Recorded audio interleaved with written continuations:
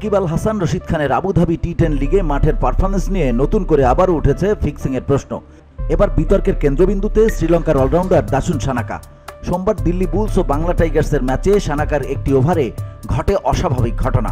দিল্লি বুলসের ইনিংসের নবম ওভারে বোলিংয়ে আসেন সানাকা। প্রথম বলেই 4 মারেন নিখিল চৌধুরী।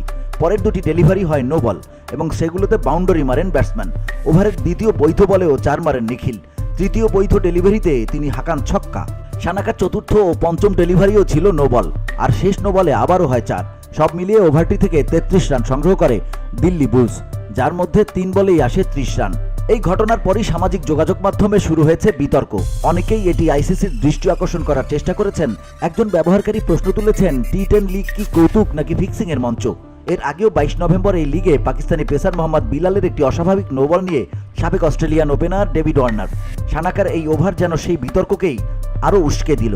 বাংলা টাইগার্সের অধিনায়ক সাকিব আল হাসানও কাল বোলিংয়ে সংগ্রাম করেছেন। এক ওভারে তিনি দিয়েছেন 25 রান। তবে সাকিবের দল শেষ পর্যন্ত 10 ওভারে দিল্লি বুলসের 123 রানের লক্ষ্য 2 বল বাকি থাকতেই তাড়া করে জয় পেয়েছে। এটি তাদের চলতি আসরের প্রথম জয়। ব্যাট হাতে সানাকা অবশ্য 14 বলে 33 রানের কার্যকরী ইনিংস খেলেন। তবে তার বোলিং পারফরমেন্স নিয়ে প্রশ্ন উঠতেই থাকবে, যা টি10 লিগের বিশ্বাসযোগ্যতা নিয়ে নতুন করে সংশয় তৈরি করছে। টি10 লিগ ইতোমধ্যেই ফিক্সিং সন্দেহ নিয়ে সমালোচনার মুখে পড়েছে। আইসিসি এই বিষয়ে কোনো তদন্ত করবে কিনা তা এখনো স্পষ্ট নয়। BOD Bangla news desk.